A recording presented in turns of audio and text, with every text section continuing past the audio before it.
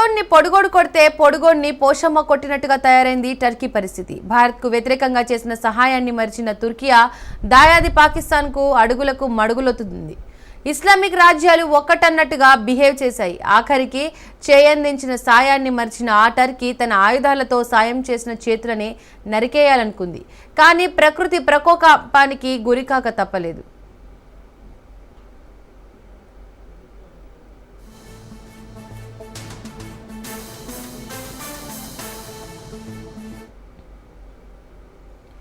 భారీ భూకంపంతో Turkey వణికిపోయింది. టర్కీలోని central Anatolia ప్రాంతంలోని కొన్యా ప్రావిన్స్లో భూకంపం సంభవించింది. రిక్టర్ స్కేల్పై తీవ్రత 5.2గా నమోదైంది. ప్రజలు భయంతో పరుగులు పెట్టారు. భూకంపం కారణంగా ప్రాణ నష్టం జరిగింది. కులుకు ఈశాన్యంగా 14 కిలోమీటర్ల దూరంలో భూకంపం సంభవించింది. రెస్క్యూ బృందాలు రంగంలోకి దిగి క్షేత్రస్థాయిలో పరిస్థితులను పరిశీలిస్తున్నాయని స్థానిక విపత్తు నిర్వహణ విభాగం AFADA వెల్లడించింది.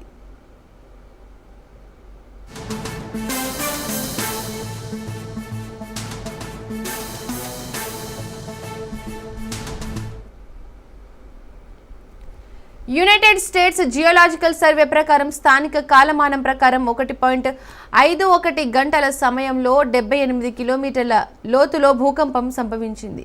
Cairo, Egypt, Israel, Lebanon, Turkey, జోర్డాన్లలో కూడా ప్రకంపనలు సంభవించాయి. గ్రీస్లోని ఫ్రై సమీపంలో 6.1 తీవ్రతతో భూకంపం సంభవించిన తర్వాత ఇది జరిగింది.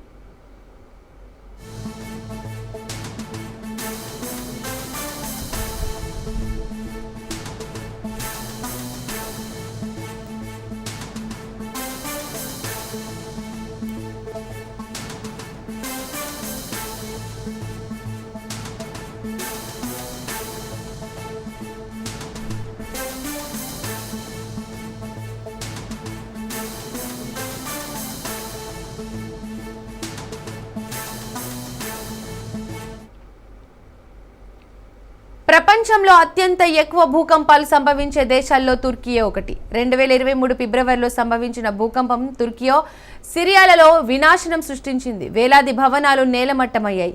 కేవలం తుర్కియాలోనే 59,000 మంది మృత్యువాత పడగా సిరియాలో దాదాపు 8,000 మంది మరణించారు.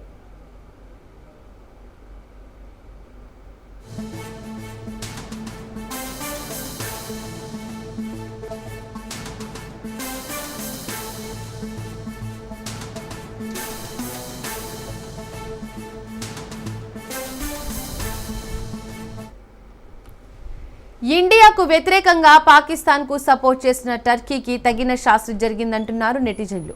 మొదటి నుండి పాకిస్తాన్కు వత్తాసు పలుకుతూ ఇండియాపై కక్ష పెట్టుకుంది.